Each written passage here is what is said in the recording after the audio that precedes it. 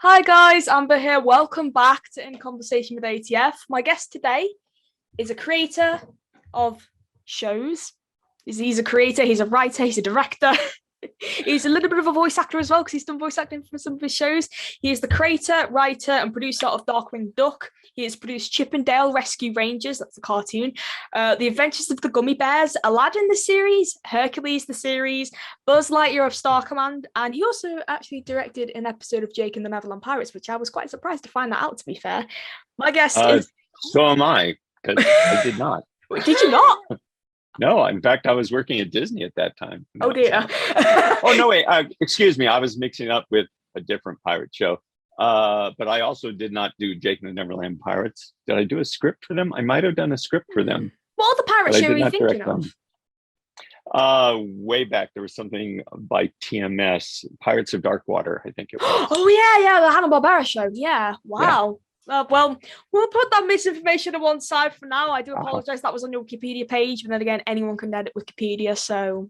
Yes, I found that. For some reason, there are some people who go in, and not just to me, but they'll go in and just add credits to everything. And, sometimes an entire list, they're just putting junk credits around. But it's like, no, I did not work on, I don't know, Jurassic World or something, just bizarre, non-animated things. But, my name will pop up in the strangest of places. So, yes, it's cool that Wikipedia and all its branches exist, but you really can't take that as the ultimate source, because, they try to police it as much as they can, but especially the fan wikis. Yeah. And I've caught things, and usually there's no way to correct things, but I've caught things that it's like, oh, I know what podcast you heard, but the way you expressed it is not correct. They kind of connect the dots that aren't really there to be connected. So anyway, all with a grain of salt. Yeah, I suppose. There'll always be new interviews like this one. Yeah, my guest is Tad Stones. Welcome. Hello. Oh, lovely. Hello. It's lovely to have you here, Tad. Oh, well, it would be nice if I was over in the UK, at some convention. Wouldn't that be nice? But before the pandemic, I was scheduled for a convention there. We were booked. We had tickets. We were going to make an intensive tour of the islands afterwards. Which and the pandemic. It was actually a furry convention in Birmingham. Oh, wow. And I think they have one big one every year, but it was like, they'd love to have me back, but it's like, well, it's not over yet. As much as we all pretend it is. Yeah. Well, conventions are starting up again because they're doing a lot of conventions over here. I know there's Liverpool Comic Con that I've been to a few times. There's Edinburgh Comic Con, which I'm going to this October, and I am meeting Abu himself, Frank Welker, and the first voice of Military Jack, Peter Cullen. Oh, excellent. So Peter was the first part of the show, and then we switched to Jim Cummings. Yeah, actually, I'd like to ask you this because I think I did ask Andrea Romano this over email. Were you involved in the casting process at all for Chip and Dale Rescue Rangers? Yeah, this is the cartoon. Very much so. Yeah. Oh. And there was also, there were executives involved. There was me. I don't know that I invited. I had the opinions of all the story editors, but I don't know that they were necessarily in the final meeting. Jim Megan, I think, was there. Oh, I love Jim. It's fabulous. And on almost every show I got to do casting. I never cast myself. That did not become a thing until years after I was gone from Disney, where people said, yes, I'm going to do the voice of the lead character of my show. Now, in all the instances that I've seen of that, they've actually do a really great job. But that was not only not something I wanted to do, it just wouldn't be allowed. We could do a bit part every once in a while, certainly Walla in the background when they, Aladdin is throwing coins off the magic carpet and people are just saying, oh, gold from the heavens or whatever. We could do stuff, played many ogres in Gummi Bears, not saying anything, but just a lot of, oh, get him! That sort of stuff. Yeah. that was always a fun thing to do. They were a little loose on that, but I only have done a very few lines in an actual here's a written line to do. I did a villain, I guess, in Darkwing Hammerhead when he had done previously by a different actor, or afterwards by a different actor. I actually don't remember. And then in Ducktales, I did a voice of the security guard, which was just a wink to that the guys on the crew wanted me to do, since I was keeping Darkwing, from entering a movie studio. And then finally, a Chip and Dale movie. After I saw the trailer, and I was really charmed by it, and people were attacking it for ridiculous reasons in my book, and I was just explaining things from being outside the production, just saying, no, this is not that world or universe or whatever, and this does nothing to the previous show. And anyway, the fact that I wasn't attacking it, I think the production company and the director Akiva wanted me to do that one line, since the line mirrored technically what I did in real life. I hired Chip and Dale for their parts. How would you like your own show? Yeah, I watched it this morning. Yeah. There you go. Yeah, I haven't finished watching it because it's like nearly 2 hours. So I kind of I think I got to only about 20 minutes into it. I need to finish watching it. But what baffles me? So wait, let's start with talking about the movie. For those who haven't watched the movie, you might want to skip this part or mute it, or I don't know. Yeah. Yeah. We call that spoilers. Avoid the spoilers. Come back in a while. Yeah, maybe I'll skip ahead every 5 minutes or something. But basically, were you involved? I know you said like people were attacking it, saying about the movie and stuff. So you weren't involved with the movie's production at all until obviously. Not at all. It was just that one line I was asked to do, and I did that again in the pandemic. I did it over the phone. Give it that nice crispy vibe. Yeah, I just basically recorded multiple lines in the phone, and then sent them via email, and they picked out the ones that they liked. So. Wow. And what have you seen the full movie? Oh yeah, it's been on Disney Plus for a month, at least month and a half. So yeah, I've seen it several times, and the real fun for me was I got to go to the premiere showing at the El Capitan in Hollywood, and and that was real special. And it wasn't my movie, of course, but it was special for two things. One, it was nice to see our version of Chip and Dale was not forgotten, because Chip and Dale had other shows since the Rescue Rangers, and they always revert back to just being, no matter what the style is, just being the two little chipmunk guys, no clothes, no detectives, just being themselves. So it was nice, again, that we weren't forgotten, all the work my crew and I did. And also, I started at Disney in 1974. I was 6 months after Ron Clements, who did Little Mermaid and Aladdin, along with John Musker, and everything up through Moana. And 3 months before Glenn Keane, who was one of the top animators at Features. They could always go into a movie theater, sit with an audience, and hear the reaction. They knew what worked and didn't work, because people would either be laughing or crying or silent or fidgety or whatever. I never had that. At most, I could have ratings, but the ratings came out back then well after airing. It wasn't like, not even sure we had overnights or indications. It was more like, oh, in a couple of months, we'll find out how we did. But it was just numbers. They either told us, and with those early Disney afternoon shows, we went into them knowing we were only going to do 65 episodes. Now, Darkwing had more episodes because ABC also wanted to show, and at that point, they wanted different episodes than the syndication package. So we knew we were at 65. It wasn't like, oh, we were really popular, we'll get more episodes. That just wasn't the business model back then. So again, there was a detachment for those numbers. So going to the premiere and being able to sit in a movie theater and have people laughing and, reacting all around me was great. even though it wasn't my film, I still felt like those are my boys up there. And it was just fun getting that live experience. Oh, that's a really sweet story. Oh, bless you, Tad. Yeah, you feel like a proud father. Yeah, makes me Yeah. just well up with joy. Yeah, definitely. Mhm. What did confuse me though was the amount of properties that they managed to put in that film and get away with it. Now I know Disney's like one of the biggest companies in the world, but to have Sonic the Hedgehog, Randy from South Park, and Transformers characters in the same film, how does that happen? Because like they don't even own. I mean, it's Hasbro owns Transformers. I don't even own South Park. I think it's Paramount It's owns.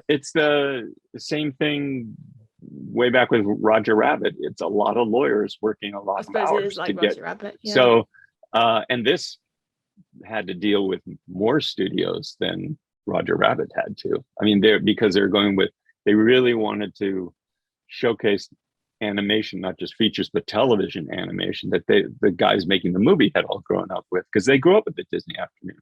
Yeah. That the producer at the premiere, one of the first things he said was, the people I want to thank more than anybody else are the lawyers. He said you'll understand why when you get to the end of this film, because they just had to make dealings. Now, the creative guys would come up with an idea, and they'd say, we want this character, and they'd say, okay, and they'd make the phone calls. And sometimes it was a no, and sometimes it was an easy yes. Sometimes it was like, okay, they're open to it. They need to know this, this, and this, and this, or whatever. So it was just an incredible amount of work. And sometimes they couldn't get the rights. They went to somebody else. And in fact, one of the most popular cameos, who was formerly shunned and now redeemed as a hero, was actually a second choice. They had a different character in mind, which would have been a whole different type of gag. But, it was one of those things where the fact that they had to go with their second choice actually, I think, improved, the bit. Yeah, definitely. I mean, it sounds the film's plot and like the characters who appear in it just sounds straight out of a fan fiction. Like I know, like you like, be like Chip and Dale performing in the talent show. The camera pans to the audience, and we see Blaster from Transformers sitting in the background, or Exactly. we see two males in a sauna joined by Randy from South Park. Yeah. Like wow. Like, and some of the crowd shots of the convention, there's Sailor Moon walking in there. There's and the Pee My Wee Little Herman, Pony, the main six. My Little Ponies, yeah. Oh, Hasbro, yeah. So it was basically just a lot of work. I mean, a fan asked, "Are they going to get in trouble?" They think people are saying Disney's going to get sued, and it's like Hasbro's Disney here, of all companies is Disney's not going up here. to. Yeah, I mean, it was just a matter of, yes, they would be sued if they tried doing it without permission, but that's all just legal paperwork, and I don't know. They did a great job of making the most out of those gags. People get confused when they watch the movie, though. It's not a Rescue Rangers movie per se. It is the story of two friends and how they bonded, they fell apart, and then are trying to help out a friend, and ultimately, spoilers, they rebond again and become friends again. So that's the heart of the movie, and that's why the plot went the way it did, because it was a plot about two friends. It wasn't a plot about this team having an adventure. But who knows, if they do another, they could make it a team show. Maybe a Darkwing Duck version. Yeah. The one thing I'll say about well, now I've forgotten that I was going to say. The one thing I'm going to say, and what was it going to be? Well, I just turned 70, so I guess I'll beg off. Nope, it's gone. It'll come back. I hate that feeling. Like you got it in your head, and then it just, why was it gone? Yeah. It's just completely gone. With me, it's always like I'm about to say it, and instead I do this little side comment, and then that's what you mean. Like, oh my interviews. The first thought takes umbrage at it and decides, no, I'm out. Forget it. You want to go with that thought. I have a head out. Yeah, so that big film honestly had everyone talking and stuff. Also with the casting choices as well, with the whole Oh, I know what it John, is. Before I John forget, Mulaney and Andy Samberg. The thing I want to say is when what a lot of true fans want when they say, "Oh, they're going to reboot this show from your childhood," what most want is the exact same show, just more episodes and the exact voices as well. Well, exactly. They want the exact same show, maybe with better animation quality, maybe with bigger budget, but they want the same show. Yeah. And the thing is, the studio, any studio, needs a reason to do the project. Yeah. Now, if you're Teenage Mutant Ninja Turtles, they were a huge merchandising success. So you could do pitch a new movie and saying, look, we're changing the designs. This means new toys. And that's enough to let you creatively do whatever you want. But that you can't say that for the Disney afternoon shows. So it was like, if they tried to pitch like a DuckTales 2017 version of Chip and Dale, that was a great show. I loved it, but it didn't move the needle. It didn't become a huge success. Yeah. So, that's not enough to say we're going to spend how many millions of dollars in doing this. It's not going to be more of the same because they can just rerun it, and they do. The original episodes are there, and especially for the younger audience, they've never seen them before, and they can just go through them and just cycle it on, forever. So when people say, why did they do this at all? This was a pitch that nobody had pitched before when it came to the Chipmunks. And they could see the entertainment of it. They could see how it would be a big deal, how it would be different, how it would have more buzz. It was still a huge risk.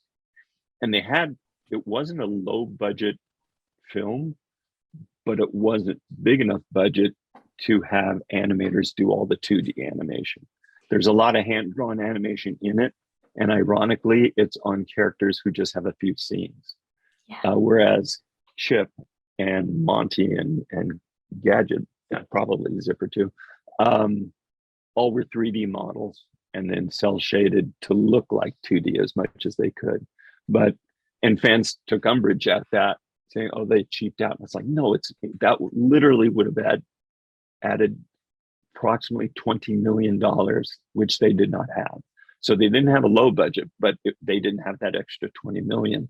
But when it came to Lumiere making an appearance, it's more cost effective to hire someone who animated Lumiere and to animate them again for just a couple of scenes instead of, building a model and then trying to make it look like 2D. There was no point in chasing that consistency of technique. They just, they had sock puppets in the film. I mean, that was part of the gag.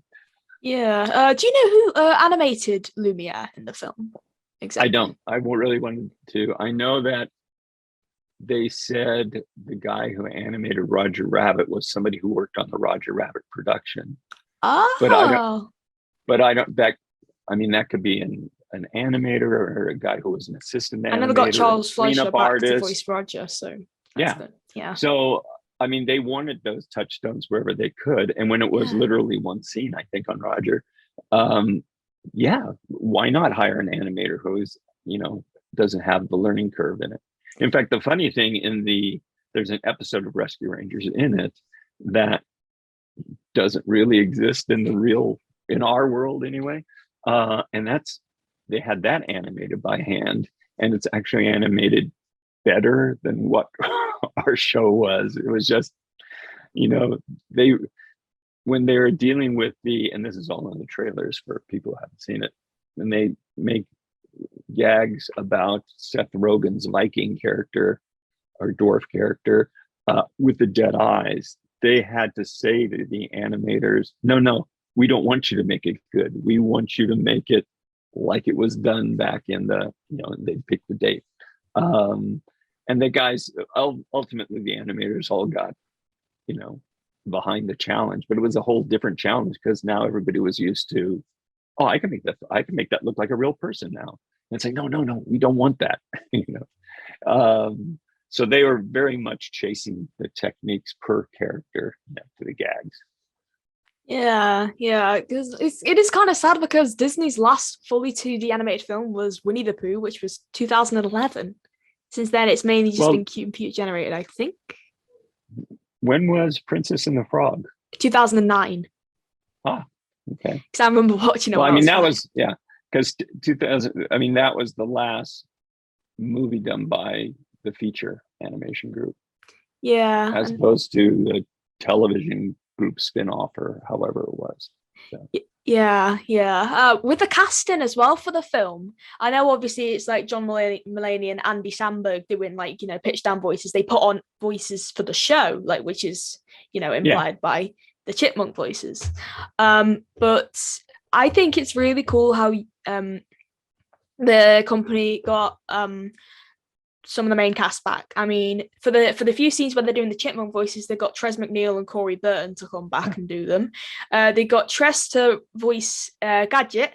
But for some reason, do you know why they didn't get Jim Cummings or Peter Cullen to do Monterey Jack? Why? at the time when they were doing the casting, there was some problem with that, and then when the problem went away, it was like, oh, we can get Jim, but we now have it all animated to this other voice. And again, they had Eric Bana. A real Australian doing the voice. So it's kind of weird to go back and say we want to replace that real Australian accent with somebody trying to do an accent, Yeah. But they love working with Jim, and of course, Jim has a big scene at the end of the movie, and yeah.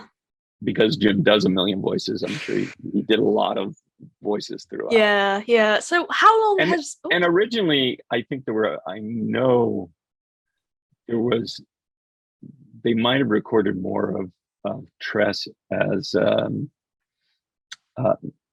actually it would be Corey as Dale, because there were scenes that were boarded, or I know they were at least written, and they might have recorded the track, and then they just had the one line each when they're writing a script, that they do it. Where I know there was a scene at the convention where a fan said, come on, do the voice, and it was that sort of thing. But then it's that stuff is all a matter of pacing, and you're editing a film together. You say, gee, I really love that, that's nice, but we've covered that already, and it's more important to get to this.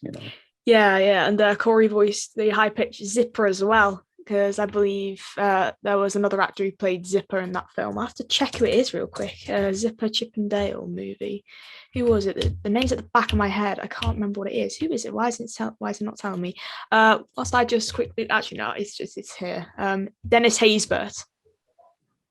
He voiced originally, or he did it in the movie? He did it in the film. It says. No, he does. Have you haven't gotten that far? Have you seen Zipper's introduction? No, it's all right. I don't mind spoilers, honestly. No, but all the people listening who are now inspired to. Well, I know, yeah. But it says. Let's put it this way: just have two voices, their performance voices and the regular voices. The same is true of Zipper. Yeah, it says Corey Burton also provides Zipper's unintelligible buzzing sounds from the original series. Right. Let's see. Wow. Yeah, let's just click off that. Yeah. Well, I understand. Yeah. By any chance, I wonder who voice directed it, because it must have been fun to do the sessions with Tress and Corey. Imagine if they got them in the same Zoom call and they did the voices at the same time. That'd be really unique. When we did the shows, everybody was literally in the room. Yeah, that's what it was we used to in all my Disney afternoon shows. I mean, Hercules, it was harder just because we were using a lot of name actors who it was just a scheduling thing. But certainly for the Gummi Bears, Rescue Rangers, Darkwing, Aladdin, we certainly, and Hercules. I mean, if people were available, we wanted them in the room at the same time. And sometimes they were available in the room and somebody would be phone patched in with a digital patch from New York or something. Yeah. But if you search around online, I found a little bit in a home movie I made of the rehearsal for Justice Ducks, and you'll see, I think there were 12 people. Yeah, 12 people in the room jammed together going through the rehearsal. Yeah. Katie And that's it. And that was the Christine fun thing, Kavanagh. is they're playing off each other. And then if somebody does an ad lib, you can add, people can play off of it. So we would always take things as written, but then let the characters, add to it. Yeah. Which sometimes really loosened up people. On Hercules, we had Lisa Kudrow, who people would know as Zoe from Friends. She was the voice of Aphrodite. And sorry, there's probably a plane going over. That's probably what the noise is, because I'm a window open. It's what plane is it? Oh, hello. Oh, that's a Saab 340AF. Sorry, I'm a plane spotter. Go ahead, Tab. Okay. That's cool that you have this. Oh, I'll blow him up with this button. Anyway, Lisa Kudrow is a brilliant improviser, and my voice director always says, feel free to always take it as written, and we'll be loose and play with the lines and make it your own. And for whatever reason, he didn't say that to Lisa. And we were listening to her, and it's like, I know she can do this part, but she seems kind of stilted. And I thought I knew what was going on. So I said that. I said, you can have fun with it. And the voice director went, huh, what? I didn't say that? And he said it again. And after that, it was like night and day. She just loosened up not only the lines as written, but she just added more things, which is so great that you can do when people are actually there in the room.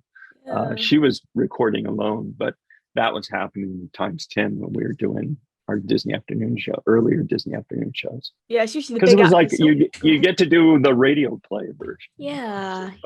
Yeah, and it's usually the big actors who tend to record by themselves, because Lisa was known as Phoebe on from Friends at the time. Zoe, yeah.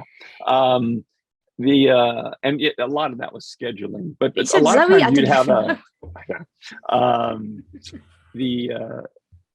sometimes you'd have a quote name actor, and they'd be in with the regular cast, and it would be huge fun for them because the voice actors were always loose and having fun. And Frank Welker, for instance, as you're working on lines and something, in the booth, you're having a discussion, he'll be making elevator noises and trucks backing up and just, all sorts of non-human sounds, just having fun with it, And then people, as they're chatting to each other, just catching up, will say, oh yeah, I did this voice, or I did that, or, I work with so-and-so, or they would just have fun. And then, the live action people say voice actors, and it's like, we didn't call them voice actors. We called them actors because that's what they did. And when you have a quote name person, generally on the TV shows anyway, we weren't getting them for the names because our main audience was, under 12, and they didn't know who, some big name was. It meant nothing to Lisa them. Kudrow, so, yeah. So, it was the fact that, can that person do the part? Can they bring something to the role? Not that if you had that idea, yes, we could tell our voice actors to imitate that, but it's like, well, why not use the person who created that part in whatever movie that inspired your animated character? Yeah. I was I was wondering, well, I know with Hercules, Rip Torn was the voice of Zeus in the film, then was replaced with Corey Burton in the TV series. You don't realize how famous you are. You're an internet celebrity. I never thought I'd agree with you, Tad, on that statement. I don't class myself as a celebrity much. I just classify myself as a little person who lives on the internet. I suppose celebrity. I don't know, voice actress. Yeah, because I've done a few voice acting work. So do performing arts. I've done a few voice acting work. I've done voice acting work for a theme park ride, a coin operated ride. You can probably see a little bit behind me. And excellent. Yeah, definitely. And I'm working on a demo to give to US agents, and I have another person who's helping me out who's going to be sending it to multiple voice directors and agents. And he said, if you're doing a demo for US agents, use your British accent, don't fake an American accent, because they would more want to hire you for your British accent than your... That would make a lot of sense, because there's actually a lot of Americans over here, so yeah, there's no reason to do that. talent. Yeah, but pool. I don't know. But I'm not sure if you've been watching Ducktales and like you introduce a new character and you're like, oh yeah, hi, I'm a British duck. Like, it's just look out of place, you know. I'm not saying like it is No, out but of you're place. not. It's You unique. your career is going to be based on new characters, not Yeah, imitating an old existing. character. Yeah, So, yeah, existing and properties. people forget that the actors change throughout the world. I mean, one of my last conventions that I did was in Russia, and Wow. Rescue Rangers and Darkwing Duck were huge there. They were among the first cartoons to ever be shown over there. Um, Oh, that's cool. so not only did they suddenly see an animated series, which they'd never seen before. I mean, literally, they didn't have animated series over there. It was this whole different world, a whole different, civilization, you know, um, and it was the only thing on. So almost every kid of that generation all watched the same cartoons. Um, so that was huge over there. And I was telling Jim Cummings about this. He goes, "Oh, if you go back, we should do a double bill." And I had to say, "You're not Darkwing Duck to them, you know." Oh yeah, because it was dubbed over Yeah, there. so Yeah. there was actually two different Russian actors who did it. You have to find out who they However, are and do it with them. yeah, the well, yeah, actually, I suppose I could still find that out. One I think passed away. Oh, Um, the But what I want to say about Jim is the Darkwing Duck that we wrote to. In that, Jeannie McSwain was our casting director, and Jim calls her DW's mom. I'm DW dad. Um, yeah, Ginny's great. I've spoken to her a few times. if Jim did something, because we were creating a new character, I remember Jim, Darkwing was hit under a heavy weight, whether a safe fell on him, whatever, and Jim did this kind of flat voice, like, "Oh, you gotta hurt," it was just a strained, it was a different thing. It was very funny. And Yeah. then, like, one or two episodes later, us again, he got hurt in some way, and he did a different reaction. And Ginny said, "No, go back and do that flattened voice you did in that episode."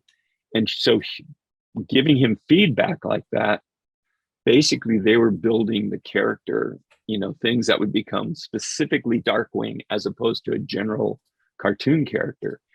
Those were the tapes that the writers heard, because we wrote tons of scripts before the first one was Yeah. recorded, and then we pass those tapes around, and now the characters really become alive, and it's easier to write toward someone you're hearing.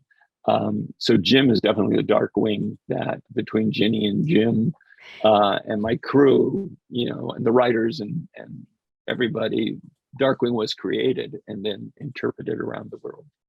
Yeah, and it's cool because like how voice directors were split over different shows. To know Andrea did DuckTales, Chip and Dale.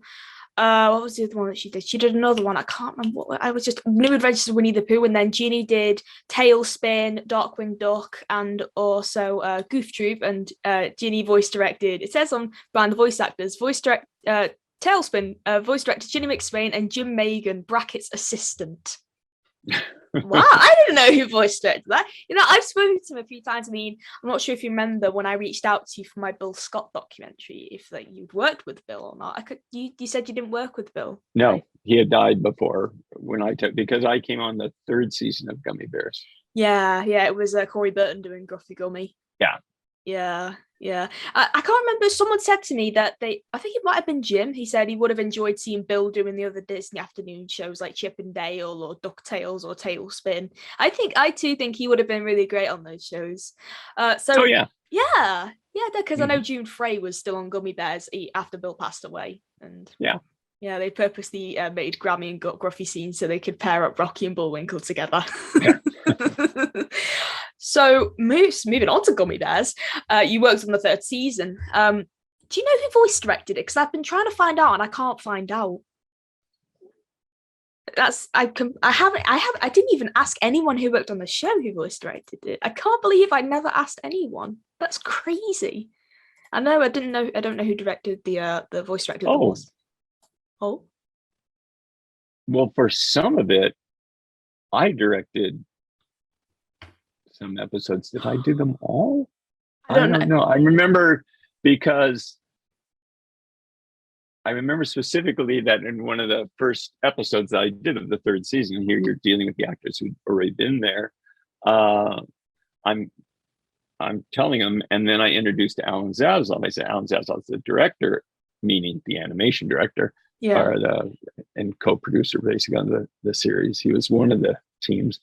And one of the actors said, well, shouldn't we be getting notes from him? Because they thought like, wait, is he going to direct us? Why aren't we talking to him?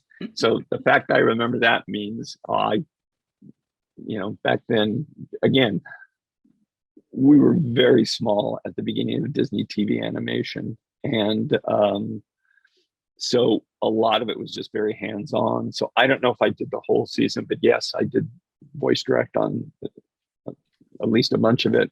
And that's why going into Rescue Rangers, it wasn't a big deal to say, oh, Deb, you can voice direct on this with your acting ability and all of that.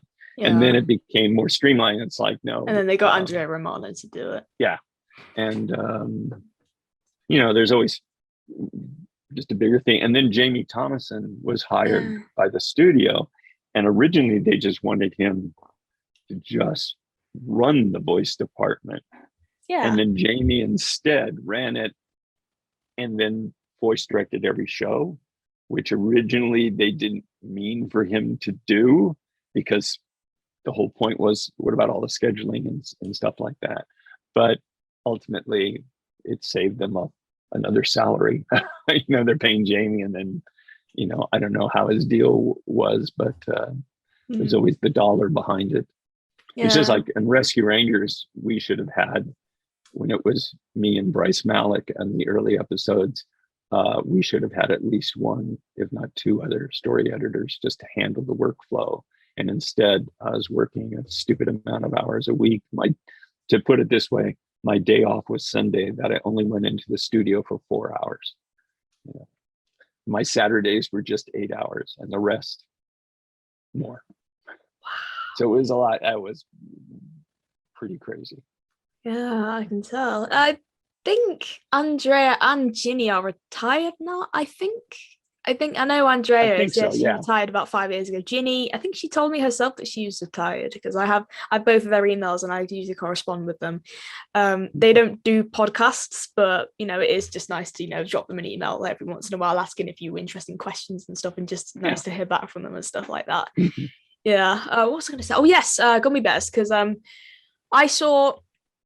Well, it's not like I found, because it was an audio recording of the recording session for the season 3 episode, A Tree Grows in Dunwin. It's not on YouTube anymore, but I can't remember who. It didn't really say who was who, but obviously it had like the main cast there. But it was really cool to watch, and I can't believe it's not on YouTube anymore, because that was a really rare find. Yeah, because not a lot of Disney afternoon recording sessions exist. Of course, the one that you stuck on Facebook of Darkwing Duck is out there. I wish I saved that Gummy Bears one, to be fair. I'd like to ask, what was it like working with Will Ryan on Gummy Bears, if you ever met him? Oh yeah, Will. I knew Will. I mean, Jim Magon hired Will and his then partner Phil Barron. Yeah, Willio and Philio. And they did many records, and Gary Kreisel was the head of TV animation. Before that, the reason why they put him in charge of television at all was because he had taken his record company and really took it from nothing to really bringing in a lot more money, because they did new records and Going Quackers was a big one with Willio and Philio. And that was Jim working for Gary and running those things and working with those kind of songwriters.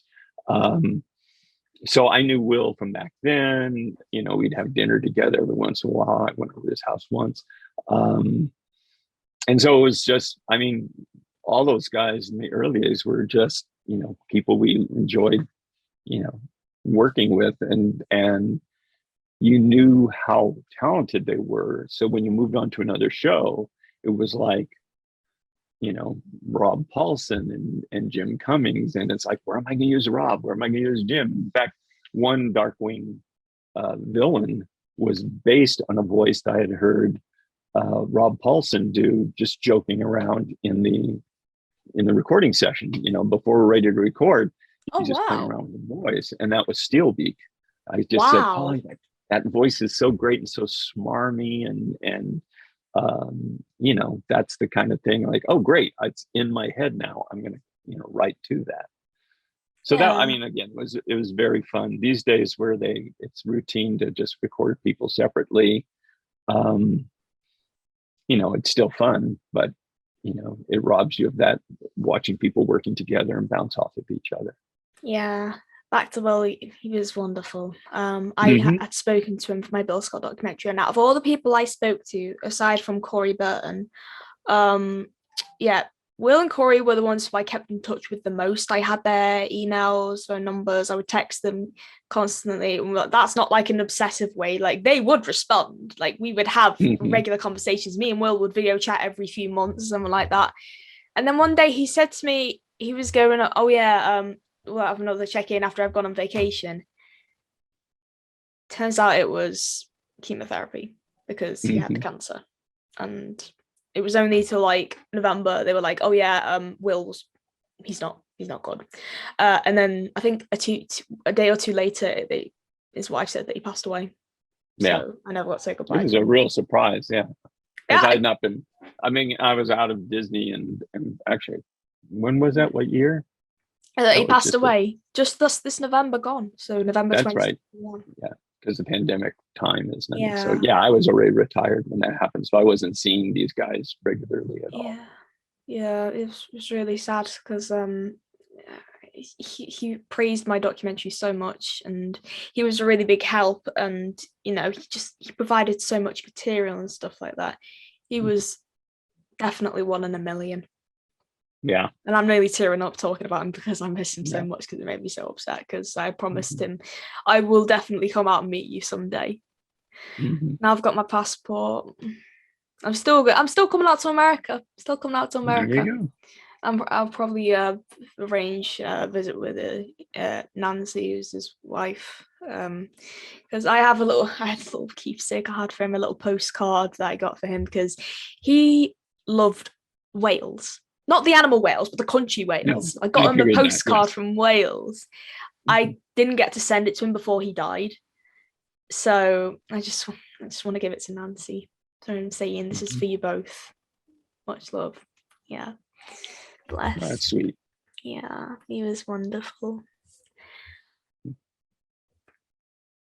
No clue what I'm doing. It's my autism, so that's just my usual hand stims and stuff like that. Mhm. Um, the next topic I'd like to talk about is Buzz Lightyear of Star Command. All right. Now, did you do the movie or did you just do the cartoon? Just a cartoon. Just the I had nothing cartoon. to do with the movie. Yeah. But yeah, well, it was really unique because they got Patrick Warburton to do Buzz Lightyear. Well, the first 3 episodes of the Buzz Lightyear TV series was the Buzz Lightyear of Star Command movie, but like split into 3 different parts and redubbed by Patrick. Yeah. Yeah. So Well, no, actually, it wasn't. what? Patrick was our Buzz, and Yeah. we were in production because we had been given a go ahead to actually air before Toy Story 2. And then finally, somebody Oh. realized that that wasn't a good idea, that you'd confuse audiences putting out a cartoon show which had nothing to do with toys. Um, so we had extra time. So we were able to save that movie until the last thing, the last episodes, which what was wonderful about that is normally if it was the first thing you did, all the regular designs, you would have to spend all your money just doing rocket ships and interior Star Command and all of that, and background characters. Yeah. But we had the entire series full of background characters and rocket ships and space backgrounds and weird planets and all of that. Yeah. So since the movie was at the end, we could just focus on new things specific to the script. Yeah. So it had a lot more production value. And because of that, Patrick is the one who recorded first. We animated to Patrick. Oh, wow. And then when it was time to put out the movie,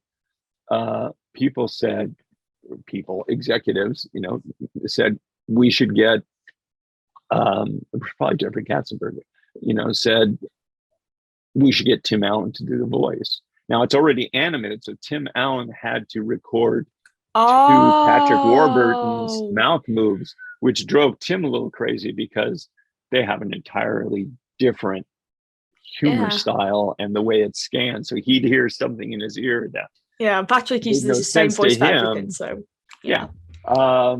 so it's that's what he had to match. So it wasn't Patrick dubbed Tim; it was Tim dubbed over Patrick. Oh, I see. Because that's the impression I was always under, that they did. Well, because when you saw it, it came out first. I mean, the movie came out first, and then the first 3 episodes were there. So, and also, here's speaking of voice actors. At the end of the movie, if you have the movie DVD, over the credits, and I suppose it's over all the credits wherever you see it, we had William Shatner of Star Trek fame, Captain Kirk, sing to infinity, to infinity and beyond. And then you hear these big voices of like other space guys saying to infinity and beyond. And then you have a chorus of little green men singing, and their voices are all me. That was me doing a voice, and then they speed it up. So I'm the chorus. Wow. That's so cool. Yeah, because Patrick voiced all the little green men in the cartoon. The cartoon, and Gary Owens did the opening narration. Wow, right. Got good stars. They got Corey on that. They got Frank Welker on that. Mm-hmm. Gotta ask, what's your favorite memory of working with Frank Welker? I don't know. Frank was just such a. I mean, he was just a super talent. He came in. I didn't get to interact a lot with the actors. I mean, I did some. Or just because I've worked with them on so many episodes. And Frank, came in, was crazy, and everybody wanted to catch up with him when they were seeing him, the other actors and all that. So I don't have any specific memory other than I remember there was a Darkwing episode, I think the first Morgana episode, that had mutant, how did I say it? Radioactive pizza eating mushrooms, I believe they were. And I just described them to him and left it to him to do their sound. And he did this sound that was perfect. It was like, where in your head have you been storing radioactive pizza eating mushrooms? So that, was just, I mean, I didn't have to go through, maybe slow it down or pitch up the voice or make it older or younger. I didn't have to do any of that. It just came out, crazy and fun. Yeah, I mean, my first memory of Buzz Lightyear of Star Command, and that's the film. I didn't grow up watching the TV show because I think it was it stopped way after I was born. Mm-hmm. So I was born in 2004. By the time I was watching TV, that was 2006, 2007. I can't even remember if we had Toon Disney. It would have had on Toon Disney over here. And even if it did still, I probably wouldn't have watched it because at the time I don't remember us having all the TV channels. I don't know. But my earliest memory is actually having the VHS tape of the film, Buzz Lightyear of Star Command. And I'm ashamed to admit, the only part of the film I would watch was the beginning scene with all the CGI and Woody and Woody and Buzz. That's it. Nah. Oh, don't. Okay. Fine, I was fine, only fine. 3. I was only 3. There's an excuse. So I'd be like, I'll be so confused. I wouldn't really get it. But I'm 18 now. Mm-hmm. I rewatched the film and a few episodes of the cartoon, and I love it. There you go. So great. Hey, at least you've gained a fan. Yeah. One of my favorite characters of that show is actually XR, the robot, when Larry Miller, and Larry couldn't, again, scheduling wise, couldn't do it every time XR was there, but Larry would always give you an extra 8 lines for everyone you gave him. I mean, he was just a mad ad-libber, and it was always not only funny, but it was always on the story point, whatever it is. It was the same kind of, it wasn't just a random expression. It captured the mood of the scene in the same way. Wow, that's really cool. It must have been so great to work with everyone there, because of course you had Patrick Warburton. I nearly met, actually. He was scheduled to do 2 conventions over here that were months apart, like, I think the first one was in November last year, Liverpool, and then Wales Comic Con this April just gone. And he ended up cancelling them. I don't know why. It must have been due to filming schedules. But I have an art piece somewhere of the cartoon Buzz Lightyear ready to give to him if he ever decides to come back. There you go. Yeah, I know. I don't know. Yeah, and people like Stephen Furst and Neil Flynn. Nicole Sullivan was on the show as well. Oh yeah, she was fantastic. She did a great job of Mira Nova. Yeah, she did. And Wayne Knight was Zurg. So yeah, when we told Pixar that, they went because Wayne Knight did the voice of the toy store owner. Al McGuigan, the chicken man.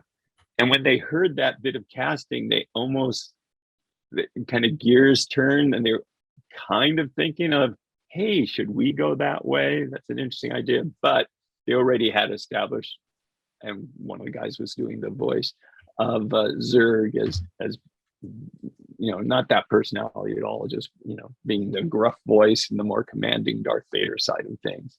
Yeah. But I always felt like, that was good. We at least tempted them with our choices. But Wayne was very funny, again too. All the guys were.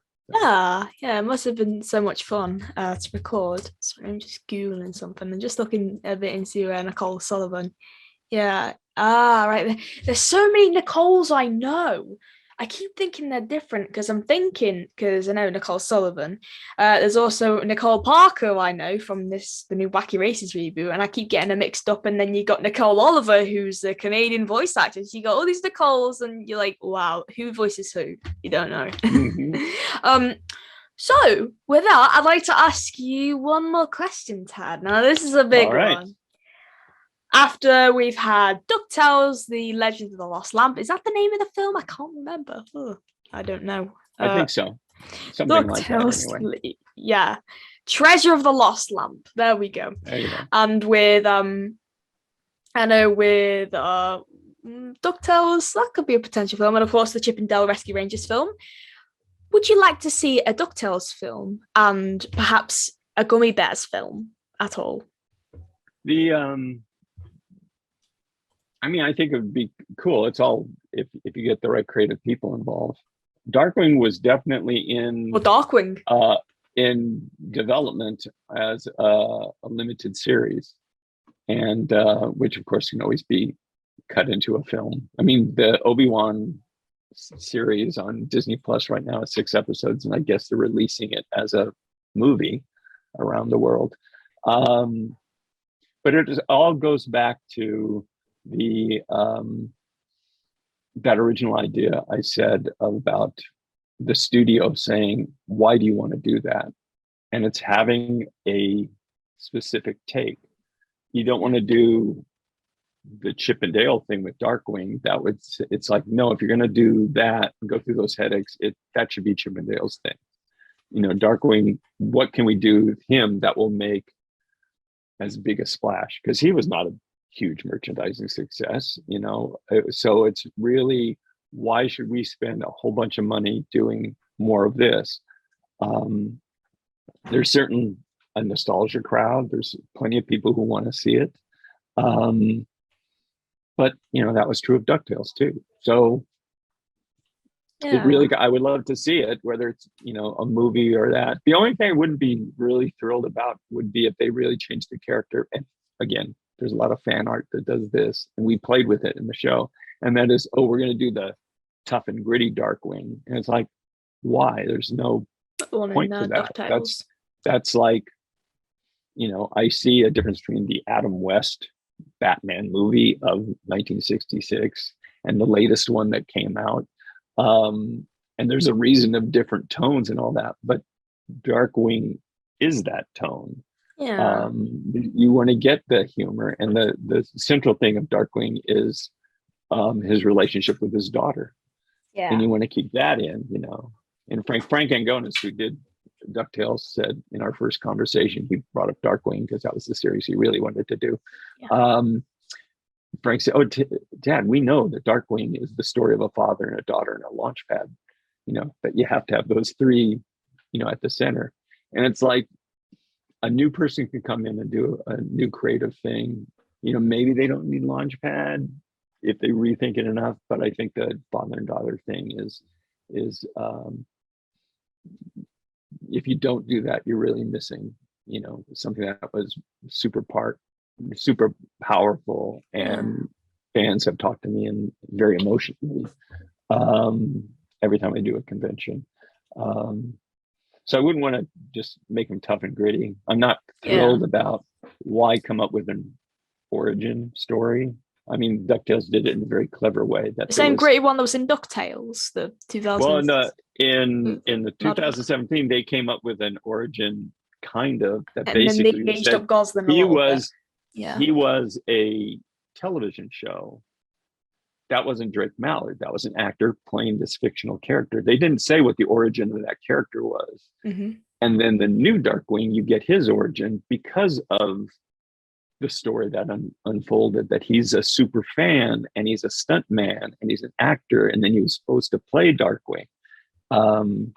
That was an origin of Drake Mallard Darkwing. That was clever that way, but you can't do that again. Why would you? If it's already been done, what's your pitch to the studio? So to me, I would go into a Darkwing movie of just, he's not that hard to understand. He's in the Batman genre parody. So it's just like, okay, the audience is going to be up with you, Yeah. So you either make it a story of him adopting Gosling, but I wouldn't even do that. I would just, if people didn't have to understand Robin, I would just take that as a given and then come up with a really interesting story that you think is interesting and that, in some way involves, your interpretation of the universe, So, who knows? Good luck to everybody who tries, But I mean, they kind of promised it at the end of Rescue Rangers, so we will see. Although people read into things and they say, "Oh, this is for sure. It should be on the calendar now." And it's like, it's not, Yeah, you were on about the Batman film before, the latest one. I know it's got nothing to do with what we're talking about, but I remember I saw this one scene that they actually filmed just before the pandemic hit. They filmed it in Liverpool near the World Museum. And what's even funnier is that they forgot to edit out the Merseyrail bus stop, so you can just see this yellow bus shelter with the Merseyrail logo on it. I'm like, oh dear. Yeah, because that was after I met Frank Welker, because Frank Welker did Liverpool Comic Con, and then for the film of Robert Pattinson was filming in the Batman, and then COVID hit. What was another thing? Oh yes, I'm sorry, I've got more questions. Only about two more. Okay. The first one is, what made you put? Well, was it you who decided to put Launchpad in Darkwing Duck? Whose idea was it to put Launchpad in? That was me. They're not in the same universe, right?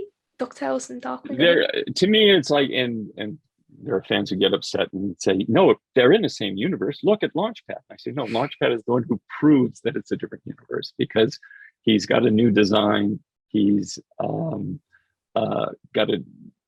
he's a lot dumber than the DuckTales. Not as dumb as the new DuckTales, but and he's a much better pilot than he was in DuckTales. But when I say it used to be that a cartoon character voice and design, less so in design. Mickey obviously has gone through all sorts of looks through the years. Yeah. But the voice is always, whether it's done by different people, it always has that same feeling. So traditionally, when you're doing an animated character, that voice is part of the character. In the modern age, as in the last few years, people begin to say, no, these characters are pieces of literature like Zorro, Robin Hood, the Lone Ranger, Sherlock Holmes. It's like they've all been played by several different people. Sometimes they're in space, sometimes they're in modern day, sometimes they're in a period piece, or they're a period piece in a different era. But those are all interpretations of the character, and you wouldn't expect, and today you could literally blot out the actor and put in an old actor there in CGI. So Basil Rathbone could be Sherlock Holmes forever. So that's how they started looking at. So Benedict Cumberbatch, brilliant Sherlock Holmes, What a legend. And Basil Rathbone's legendary Sherlock Holmes, both totally enjoyable. All the James Bonds, that you look at, they're all interpretations of the character, and because they're living people, you don't think, why doesn't he look like, shouldn't he put on makeup and look like Sean Connery? No, that would be silly. So now they're looking at the animated universe that way too. So when you cast your Darkwing, you're not doing the same show. So you come up with, maybe it's a CG Darkwing Duck, or maybe it's a whole different look to it, a whole different design style. And when it comes to the voice, you say, oh, I'm going to get Jim Cummings to do it again. Or you say, we're putting Darkwing in the Old West, and I want somebody with a natural twang. I want somebody who's a known Western star, whatever. Yeah. That's whatever feels right about your interpretation. There's no reason to, randomly choose someone to do a voice. Again, if Chippendale Rescue Rangers movie didn't have Andy Samberg and John Mulaney doing the voices, if you want to say no, it should have been Corey and Tress. Well, even then, it would have been Corey and Tress's normal voices, not speeded up. That would be really weird. Yeah, exactly. So so it's still different. So even though fans would be probably even more confused, Corey it's would be like fine. Tress's feminine voice would be a bit, it wouldn't fit the character. But that's the whole point, is that John Mulaney is not the speeded up Chip voice. So it's like Tress's acting could totally fit the character. It's just, and that would be part of it too. It's like, wait, a woman's doing the voice? Isn't that, that would be a weird thing. Maybe Chip would have to be a female character, that she takes off the hat and the big long hair comes down or something. So it's all about, what story are you telling, and what's the right casting choice. Jim Cummings is always going to be Darkwing to me. That's my guy. Both the duck and the guy, and the man. But that doesn't mean there can't be a new, and there was in Ducktales, a new Darkwing that can do a great job of it. So whatever movie they come up with, or whatever limited series, it'll be really a creative call. And the trick is, what do we do to it to make it worth spending all this money on it? Yeah. Because the other thing I'll say to fans is, when it comes, Disney has, it seems like they have all the money in the world, and they do, but I always quote Lily Tomlin, who once said in their character, nobody calls it show art. That they have X amount of money to put into a new animated series. What's the reason to do an old show as opposed to a brand new show that people could love?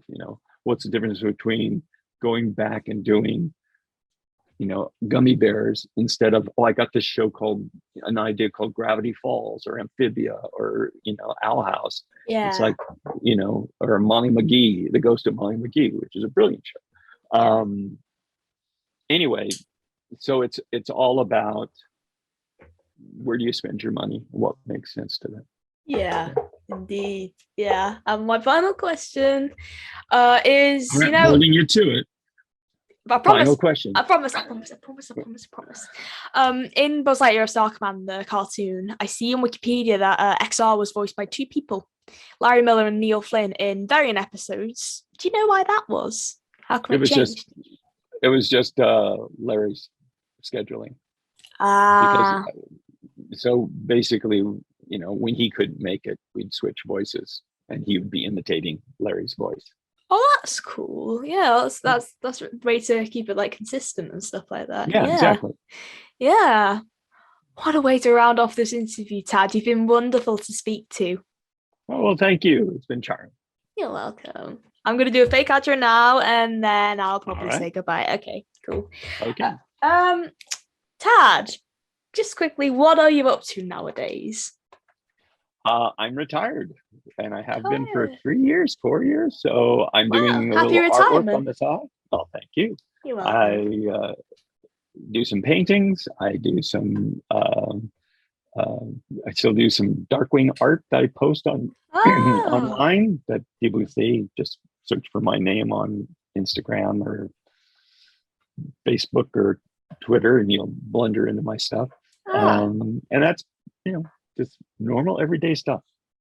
Oh wow! Still trying to figuring out what else to do. So. I was going to ask you where can we find you on social media? So that's Instagram, Twitter, and Facebook. Is that correct? Yeah. Okay, much, yeah. Wonderful. I'll link those in the description for you. Of course, I'll get the time to watch this over the summer holidays. I do have another month and a half off, so yay! And you have a movie to finish. Indeed, I do. Should I start watching this first, or should I finish the film and then come back to this? I'd say you've seen enough episodes of that to get the movie. I'd just go ahead and watch the movie. It was funny. I just watched the beginning of the film, and then I watched the entirety of the show, and then I just get to the part where they're retired now, and then Dale's doing cons and then Chip's now an insurance person. Yeah, so it's like it's fitting with the continuity. Mm-hmm. Oh wow! To you at home, thank you so much for watching this. To you at home, thank you so much for watching this video. Excuse me about that. I kind of went a bit too fast. Sounded a bit like John Rashita. I know everyone always says like I talk fast and stuff like that.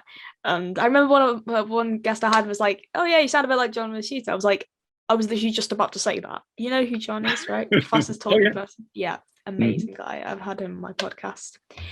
So again, to you at home, for the first time, thank you for watching. Like, comment, subscribe. Go check out Tad on social media.